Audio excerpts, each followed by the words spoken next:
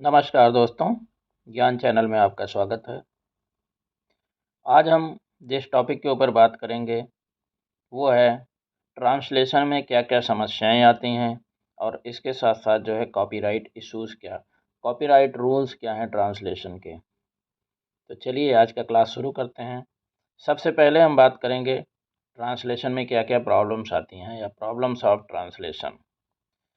तो इसमें ये 5-6 प्रॉब्लम्स आती हैं। एक तो लेक्सिकल सिमेंटिक प्रॉब्लम होती हैं, ग्रामेटिकल प्रॉब्लम होती हैं, सिंटैक्टिकल प्रॉब्लम्स होती हैं, रिटोरिकल प्रॉब्लम्स, प्रैग्मेटिक प्रॉब्लम्स और कल्चरल इश्यूज़।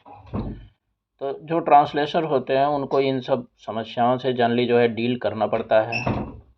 और अगर हम लेक्सिकल सिमेंटिक प्रॉब्लम की बात करें तो ये डिक्शनरीज़, ग्लोसरीज़, टर्मिनोलॉजी बैंक्स और एक्सपर्ट्स जो पार्टिकुलर लैंग्वेज के होते हैं, अगर उनसे हम कांटेक्ट करके उनसे थ्रू जो है आप अपनी समस्याओं का निदान कर सकते हैं।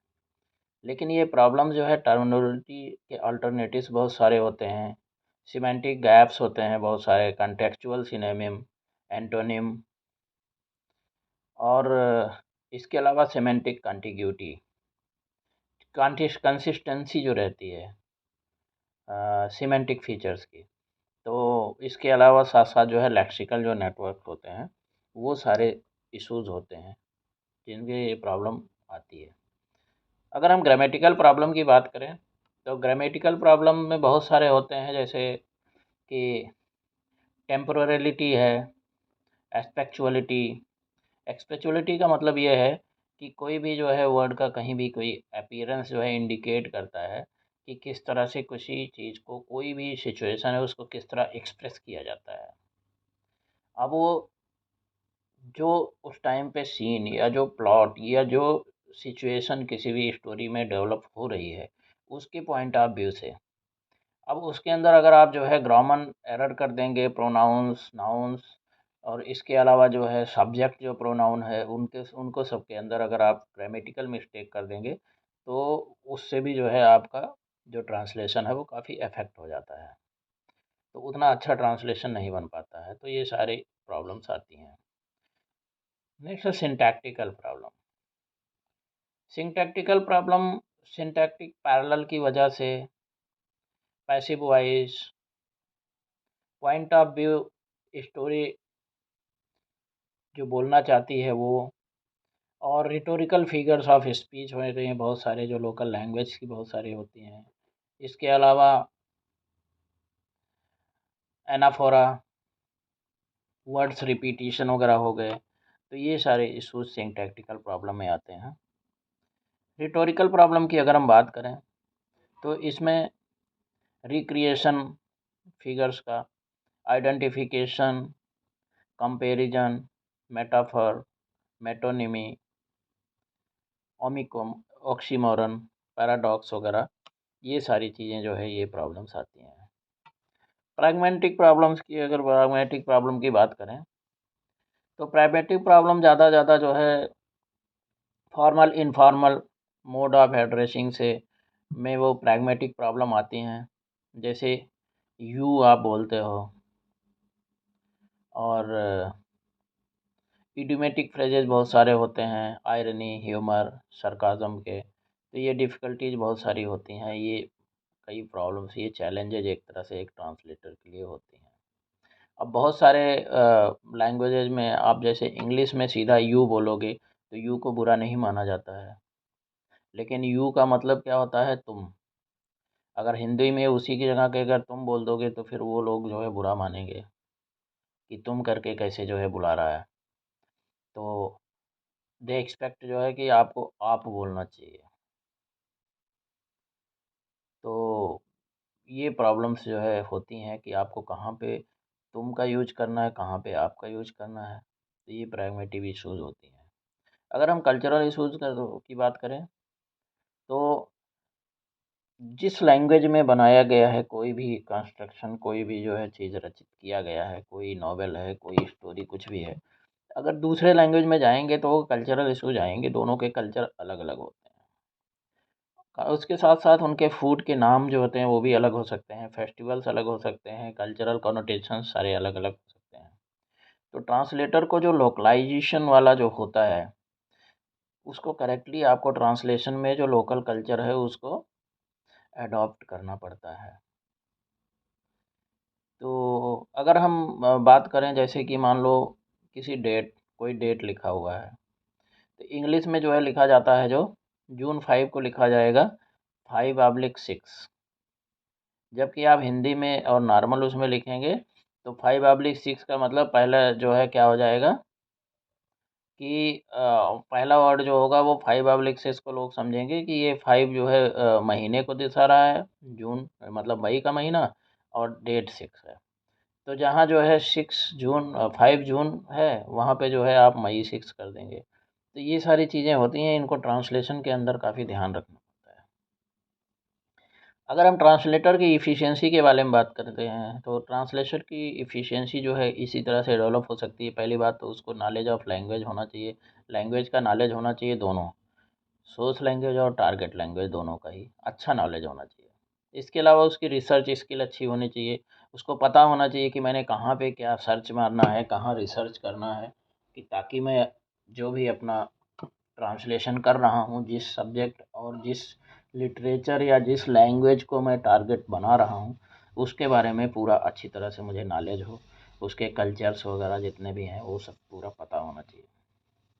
इसके अलावा उसकी कम्युनिकेशन स्किल अच्छी होनी चाहिए ताकि वो फ्लुएंसी और फ्लेयर एक जो है सेंटेंसेस के अंदर ला पाए, तो उससे जो है उसका ट्रांसलेशन अच्छा हो जाएगा। इसके अलावा जो है इंडिविजुअल सब्जेक्ट स्पेशलाइजेशन स्किल होनी चाहिए। सब्जेक्ट स्पेशलाइजेशन बहुत ही ज़रूरी है, उसके बिना आपका ट्रांसलेशन इफ़िशिएंट नहीं बनेगा। अगर ट्रांसलेशन में आपको क्वालिटी डेवलप करना है तो पहली बात तो जो है टारगेट लैंग्वेज की आपको जो है अच्छा नॉलेज होना चाहिए। इसके अलावा ग्रामर्स वगैरह के आपके मिस्टेक नहीं होने चाहिए, और ऑब्जेक्टिव आपका जो है किस चीज़ के लिए आप ट्रांसलेट कर रहे हैं वो बिल्कुल आपका क्लियर होना चाहिए। क्वालिटी ऑफ ट्रांसलेशन को अगर अफेक्ट करने वाले होते हैं तो क्वालिटी पहली बात तो सोर्स टेक्स्ट का भी ज़रूरी है। इसके अलावा ट्रांसलेटर का लैंग्वेज और प्रूफ रीडिंग करना बहुत ज़रूरी है, क्योंकि आप जब तक प्रूफ रीडिंग नहीं करेंगे तब तक आप जो कॉमन मिस्टेक्स हो जाते हैं ट्रांसलेशन के टाइम के उसको आप रेक्टिफाई या उसमें सुधार नहीं कर पाएंगे। ट्रांसलेशन की अगर प्रॉब्लम्स की बात करें तो स्ट्रक्चर सेंटेंसेस की स्ट्रक्चर की प्रॉब्लम्स हो सकती हैं, ईडियम और एक्सप्रेशन की इश्यूज आते हैं, कंपाउंड वर्ड्स को उसको किस तरह से जो है क्लैरिफाई करना है, किस तरह से उसको ट्रांसलेट करना है, और जो सरकाज़म वाली चीज़ें होती हैं उनको किस तरह ट्रांसलेट करना है। सरकाज़म का ट्रांसलेशन जो है थोड़ा सा इशू आता है, एक लैंग्वेज में सरकाज़म कुछ तरीके से बोला जाता है, दूसरे लैंग्वेज में कल्चर अलग है उसके सरकाज़म अलग होंगे, तो इन सब चीज़ों पे थोड़ा सा फोकस करने की ज़रूरत होती है। अभी हम कॉपीराइट इश्यूज या कॉपीराइट एक्ट क्या बोलता है ट्रांसलेशन के बारे में, इसके ऊपर बात करेंगे। कॉपीराइट अगर बात कर रहे हैं तो कॉपीराइट जो है एक राइट दिया गया है क्रिएटर के लिए, जिसने क्रिएट किया है किसी वर्क को, तो इसको जो है प्रोटेक्शन करने के लिए अनवारंटेड परपेट्रेटर अपना जो है खुद के जो है कमर्शियल इकोनॉमिक गेन के लिए उसको कॉपी बना बना करके और सेल करके उससे अगर पैसा कोई बना ले, तो जिसने एक्चुअल क्रिएशन किया है उसको तो जो है कोई फ़ायदा ही नहीं होगा। तो ये कॉपीराइट एक्ट बनाए गए हैं, उनका काम ये है कि वो जो क्रिएटर्स है, एक्चुअल जो क्रिएटर है, उसकी राइट्स को प्रोटेक्ट करना, किसी आदमी को मनमानी जो है उसके किसी भी काम को उसकी मर्ज़ी के बिना चोरी नहीं करने देना। तो इसीलिए इंडिया में कॉपीराइट एक्ट 1957 आया था। ये एक स्टैट्यूटरी यानी कि एक न्यायिक उसको जो है राइट देता है, हक देता है क्रिएटर का, जिसने भी ओरिजिनल लिटरेसी कोई भी बनाया, कोई आर्टिस्टिक वर्क किया, कोई म्यूजिकल काम किया है, ड्रामेटिक वर्क किया है, फ़िल्म में काम किया है, साउंड रिकॉर्डिंग, तो इनमें सब में सेक्शन 13 जो है एक्ट का है, उसके अंदर उसको एक राइट देता है, कानूनी राइट, कि जब तक जो है उसकी मर्ज़ी नहीं होगी तब तक उसको कहीं भी रिप्रोड्यूस नहीं किया जा सकता है। इस राइट से एक्सक्लूसिव जो है एक समझ लीजिए एक पावर आ जाती है ओनर के पास, कि पब्लिक डोमेन में अगर उसकी कोई भी कॉपी या कोई भी ट्रांसलेशन उस वर्क का अगर हो रहा है, तो उसमें जो है आपको उसका लाइसेंस या फिर उसको परमिशन जो है आप जब तक नहीं देंगे तब तक आदमी उसका नहीं कर सकता है ऐसा कुछ। इसके अलावा अगर हम बात करें कॉपीराइट एक्ट में, तो इसमें जो है ओनर जो होता है वो कॉपीराइट का, उसको ये भी जो है राइट होती है कि अगर मान लो किसी ने उसकी मर्ज़ी के खिलाफ़ कोई चीज़ कॉपी कर लिया, उसको कहीं डिस्ट्रीब्यूट कर दिया इकोनॉमिक गेन के लिए, तो उसको सिविल रेड्डीज होती हैं, डैमेजेज उसको पे करना पड़ता है। इसके अलावा उसको पनिशमेंट भी है, 6 महीने से 3 साल तक के लिए पनिशमेंट भी हो सकता है।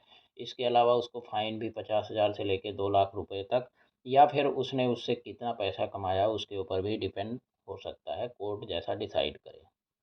तो इसलिए आपको बहुत ही ज़रूरी है कि आप अपना जो है प्रोटेक्शन हमको क्या दिया हुआ है, ये ओनर को भी पता होना चाहिए। और उसके अलावा आपको, अगर आप किसी की चीज़ को कॉपी कर रहे हैं तो आपको भी पता होना चाहिए कि आप इस सिचुएशन में फँस सकते हैं, आपके खिलाफ़ एक्शन हो सकता है। अभी हम बात करें ट्रांसलेटेड वर्क का क्या मीनिंग है। तो ब्लैक का जो है एक लॉ डिक्शनरी है, उसके अंदर दिया हुआ है ट्रांसलेशन जो है reproduction of one language of a book. किसी भी बुक, किसी भी डॉक्यूमेंट या कोई भी स्पीच किसी लैंग्वेज में अगर डिलीवर की गई है, तो उस लैंग्वेज का दूसरे लैंग्वेज में एक रिप्रोडक्शन होता है। सेम चीज़ को अगर दूसरे लैंग्वेज में आप प्रोड्यूस करें तो उसको जो है ट्रांसलेशन कहा जाता है। अगर सिंपल वर्ड में हम बात करें, तो translated work is conversion of written material. तो कोई भी रिटन मटेरियल है एक लैंग्वेज से दूसरे लैंग्वेज में जब उसको चेंज हम कर देते हैं तो उसको ट्रांसलेशन कहते हैं। इसके अंदर ओरिजिनल टेक्स्ट का जो एसेंस होता है या क्या वो कहना चाहता है उसको ज़्यादा से ज़्यादा जो है जितना पॉसिबल है उतना क्लोजली उसको ओरिजिनल टेक्स्ट का एसेंस जो है उसके अंदर आपको प्रिजर्व करने की ज़रूरत होती है। जितना ज़्यादा आप प्रिजर्व कर पाएंगे समझ लीजिए आपका उतना अच्छा ट्रांसलेशन होगा। इसमें दो सिचुएशन आ सकती हैं। पहली बात तो ओरिजिनल वर्क का एकदम एक ट्रू रिप्लिका बना दिया जाए दूसरे लैंग्वेज में। दूसरा हो सकता है कि ओरिजिनल वर्क को दूसरे लैंग्वेज के अंदर कन्वर्जन किया जाए, बट उसका जो फ्लेवर होता है टारगेट लैंग्वेज का, जिस लैंग्वेज के अंदर आप ट्रांसलेट कर रहे हैं, और उस फ्लेवर को ध्यान में रखते हुए आप वर्ड टू वर्ड ट्रांसलेशन ना करें, बल्कि आप क्रिएटिविटी के साथ जो है उसको जो लोकल लैंग्वेज का फ्लेवर है उसके साथ ट्रांसलेट करें। तो इसमें इशू ये होता है कि अगर ऐसा कुछ होता है तो कॉपीराइट जो है ट्रांसलेटेड वर्क का किस सिचुएशन में आपको मिलेगी, किस सिचुएशन में नहीं मिलेगी। तो ये एक इशू आ सकती है, लेकिन ऐसा नहीं है। आपको कॉपीराइट अगर आपने काम किया है तो उसके ऊपर आपको मिलेगी, लेकिन आप होम सेम टू सेम अगर करेंगे कोई भी चीज़ ट्रांसलेट तो उसमें इश्यूज़ आ सकते हैं। तो अगर हम बात करें कॉपीराइट ट्रांसलेटेड वर्क में है, तो ऑथर अगर ओरिजिनल वर्क खुद ही अगर ऑथर ही वो ट्रांसलेट कर रहा है दूसरे लैंग्वेज में, तब तो कोई ऐसी सिचुएशन उठेगी नहीं, क्योंकि वो खुद ही ट्रांसलेटर है, खुद ही जो है उस वर्क का एक्चुअल क्रिएटर है, इनिशियल जो क्रिएशन किया गया है। बट अगर कोई दूसरा आदमी अगर कोई लाइसेंस प्राप्त कर लेता है किसी भी वर्क के लिए ऑथर से और किसी एपलेट बोर्ड से, तब जो है ये सिचुएशन आ सकती है, क्योंकि किसी ने जो है ओरिजिनल वर्क के ऊपर ट्रांसलेट कर लिया और उसके बाद उसने अपने नाम पे कॉपीराइट या लाइसेंस ले लिया, तब ये इशू आ सकती है, तो उसके ऊपर क्लेम डाला जा सकता है। तो इस तरह की सिचुएशन 2007 से पहले जो है कॉपीराइट बेस था sweet of the bro theory.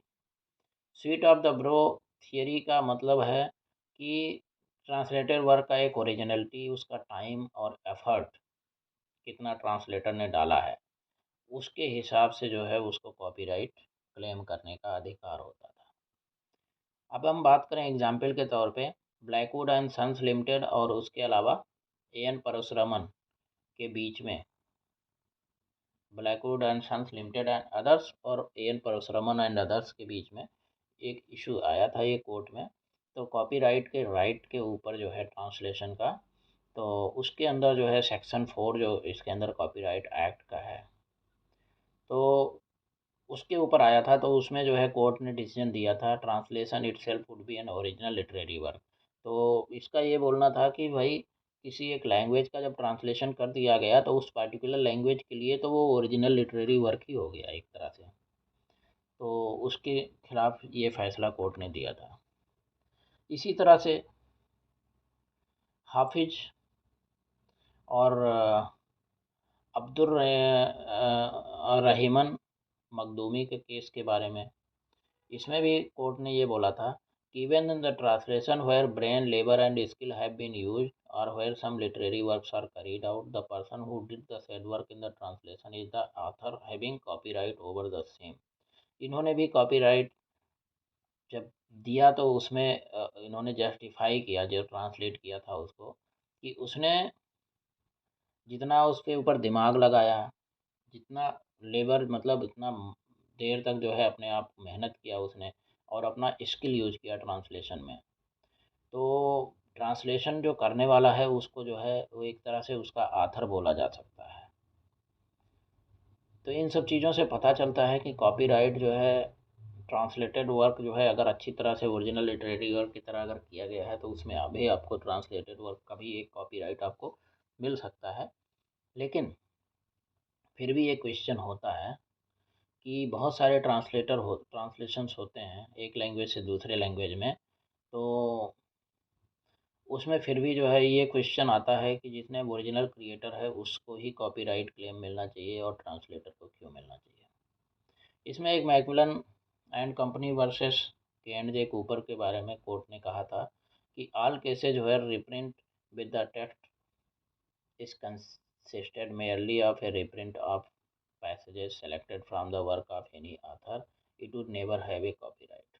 इन्होंने बोला था कि अगर टेक्स्ट का जो है रीप्रिंट किया गया है, पैसेजेस उसके जितने भी हैं उसको अगर सेम सेम जो है अगर वो वर्क से सेलेक्ट करके सेम टू सेम ही अगर उसको मतलब ट्रांसलेट कॉपी किया गया है, तो फिर ये कॉपीराइट का जो है आपको नहीं मिलेगा, आपको ट्रांसलेटर को इसका कॉपीराइट नहीं मिलेगा। तो इसमें इन्होंने स्वीट एंड ब्रो थ्योरी के ऊपर डिसीजन देते समय ज़्यादा इन्होंने तवज्जो नहीं दिया था। नेक्स्ट केस अगर हम जजमेंट की बात करें सुप्रीम कोर्ट का, eastern book company and others versus dB modak and others के बीच में, स्वीट एंड ब्रो थियरी को इन्होंने रिप्लेस किया है मॉडिकम ऑफ क्रिएटिविटी थियरी से। इसके हिसाब से कॉपीराइट अगर लेना है आपको तो उसके अंदर आपको अपनी क्रिएटिविटी डालनी पड़ेगी। कहने का मतलब ये कि आप एग्जैक्टली सेम कॉपी करके अगर उसको ट्रांसलेट करके बना रहे हैं तो आपको कॉपीराइट क्लेम नहीं मिलेगा। तो इसमें आपको इन्होंने बोला था नोवेल्टी और इन्वेंशन और innovative idea is not the requirement for protection of copyright, but it does require minimal degree of creativity. तो इन्होंने बोला कि इनोवेशन नोवेल्टी तो ज़रूर क्राइटेरिया नहीं होगा innovative idea, but minimal degree of creativity, कुछ डिग्री ऑफ क्रिएटिविटी तो इसमें ज़रूरी है।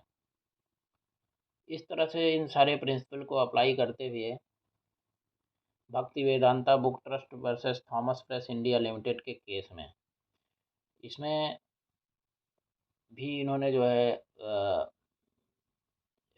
फेवर प्लेंटिफ्स के फेवर में इन्होंने डिसीजन दिया था। इसमें बोला था plaintiffs hold the copyright in the work in question, a translation of the Bhagavad Gita under the title Shrimad Bhagavatam. तो उन्होंने बोला कि अगर भगवद गीता का एग्जैक्ट ट्रांसलेशन किया गया है श्रीमद् भागवतम में तो फिर भी जो है इससे कॉपीराइट दूसरे को नहीं दिया सकता है, ट्रांसलेटर को, क्योंकि एक्चुअल जो कंस्ट्रक्शन है कोई भी चीज़ जो बनाई गई है उसी को एग्जैक्टली उसको रेप्लिका आप जो है दूसरे लैंग्वेज में प्रोड्यूस कर रहे हो तो उसमें आपको कॉपीराइट नहीं मिलेगा। अभी हम रिकमेंडेशन जो है, रिकमेंडेड चेंजेज क्या हो सकते हैं कॉपीराइट में ट्रांसलेटर्स के लिए, इसके ऊपर अगर हम बात करें तो ऐसा नहीं है कि डायरेक्ट प्रोविज़न इंडिया के अंदर कॉपीराइट एक्ट के ऊपर है, ऐसा नहीं है। कॉपीराइट के ऊपर किसी ने कोई बात नहीं किया है। ये एक्चुअली ओरिजिनल जो कंटेंट क्रिएशन है उसके ऊपर ही जो है कॉपीराइट एक्ट की बात होती है, जो कॉपीराइट एक्ट 1957 में बोलता है। लेकिन आपने देखा कि अभी पीछे जो हमने केसेस डिस्कस किया था, उसमें भी कॉपीराइट प्रोटेक्शन जो है एज पर कॉपीराइट एक्ट 1957 जो है दिया हुआ है। लेकिन इसके अंदर बस वही बोला है कि मिनिमल एक फ्लेवर होना चाहिए क्रिएटिविटी का, और स्किल और लेबर तो आपका है ही है, वो तो है ही है, उसके साथ साथ थोड़ा क्रिएटिविटी आपको डालना ही पड़ेगा। टारगेट लैंग्वेज के हिसाब से आप अगर उसमें क्रिएटिविटी डालेंगे तो आपको कॉपीराइट मिल जाएगा। इसमें ये भी हाईलाइट किया गया था आर्टिकल 2(3) का जो है बर्न कन्वेंशन का, कि translator work is eligible gate A right copyright. इसमें इंडिया जो है सिग्नेटरी तो है बर्न कन्वेंशन का, लेकिन इस प्रोविजनल के ऊपर जो है ट्रांसलेटर वर्क पे जो है अभी तक इंडिया में इसके ऊपर कोई भी फैसला नहीं दिया गया है। बर्न कन्वेंशन को कहीं भी आपने देखा होगा, कहीं भी इसमें फॉलो उसको जो है उन्होंने ध्यान में ही कहीं नहीं दिया है कि इसके रूल्स क्या बोलते हैं। तो यही कहना है हमारा कि सूटेबल अमेंडमेंट करना चाहिए, और बर्न कन्वेंशन का अगर सिग्नेटरी इंडिया है तो वो सारे प्रोविजंस भी इसके अंदर अमेंडमेंट करके इंडियन जो है कॉपीराइट एक्ट 1957 के अंदर डालने चाहिए। इसी के साथ फ्रेंड्स आज का ये टॉपिक ख़त्म होता है। आशा है कि आपको कुछ नई चीज़ें सीखने को मिली होंगी इसमें। अगले वीडियो में दोबारा मिलते हैं, तब तक के लिए thank you. Have a very nice day.